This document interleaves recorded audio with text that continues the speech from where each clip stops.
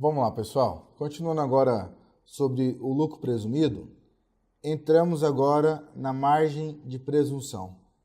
O que seria essa margem de presunção? Seria o percentual que temos que utilizar para calcularmos o valor do imposto de renda ou da contribuição social. Eu coloquei uma tabelinha aqui, é uma tabela bem genérica. Pode acontecer de algum caso se enquadrar em uma situação ou em outra. Mas vejamos. Indústria e comércio em geral. A alíquota para o imposto de renda é 8% e para a contribuição social, 12%. Serviços em geral, 32%. Serviços hospitalares e de transporte de cargas, 8%. Demais serviços de transporte, 16%. E revenda de combustível, 1,6% para o imposto de renda e 12% para a contribuição social. Então é comum que a gente tenha bases de cálculo diferentes. Inclusive, as alíquotas que a gente usa são alíquotas diferentes também. São duas alíquotas que a gente vai ter. A alíquota de 15% para o imposto de renda e a alíquota de 12% para a contribuição social. Essa alíquota ela é padrão, mas vejam que existe uma diferença entre a contribuição e o imposto de renda. Então não se assustem quando a gente tiver uma base de cálculo diferente. Exceto no serviço, as outras situações isso é totalmente comum.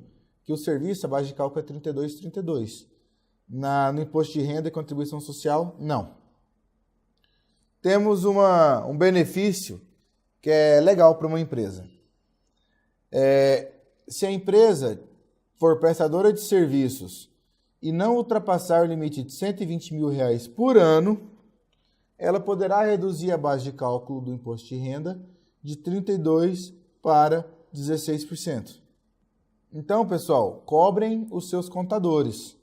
Se por acaso vocês têm essa situação, vocês podem reduzir, sim, o valor da sua base de cálculo.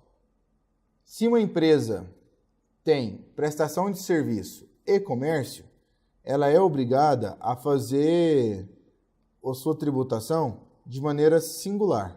Como assim? Você vai tributar. Se ela só tem serviço e comércio, eu não posso somar o serviço e comércio para calcular quanto eu tenho aqui de imposto de renda. Eu tenho que achar qual que é a base de cálculo do serviço, que eu vou calcular com os 32%, qual que é a base de cálculo do comércio, que eu vou calcular com 8% e 12%, vou somar as duas bases de cálculos, para aí sim eu começar a fazer o cálculo do imposto de renda e da contribuição. Isso não acontece, por exemplo, se a empresa tem uma área comercial e uma área industrial. Quando a gente olha aqui na tela anterior, a gente vê que é os mesmos 8% e 12%, comercial e indústria. Então não há por que eu fazer uma segregação das receitas para somar, sendo que a base de cálculo vai ser a mesma. Algumas situações são diretamente somados à base de cálculo do lucro presumido. Eles não passam por margem de presunção.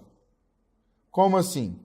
A empresa recebeu juros. As receitas financeiras, juros, aplicação financeira, desconto financeiro obtido, tudo isso são especificados como receitas financeiras. As receitas financeiras, elas não passam por margem de presunção. Por quê? Vamos pensar. Uma empresa prestadora de serviço, ela prestou um serviço de R$1.000. Ela não está ganhando R$1.000 de lucro, ela está ganhando R$1.000 de preço bruto. Desse valor, ela tem que tirar os impostos, o aluguel, ela tem que tirar, por exemplo, o valor da mão de obra do seu funcionário, e assim vai. Então, mesmo ela tendo uma receita, nem tudo aquilo faz parte do seu lucro. Mas uma empresa que teve um rendimento de aplicação financeira, ela não teve um custo que se abatesse com aquele resultado, ela apenas teve receitas. Ela não tem uma despesa financeira para ter uma receita financeira, a não ser que a empresa pegasse um dinheiro emprestado a 1%, por exemplo, e emprestasse a 2%. Então, ela teria que tributar apenas o 1% que ela teve.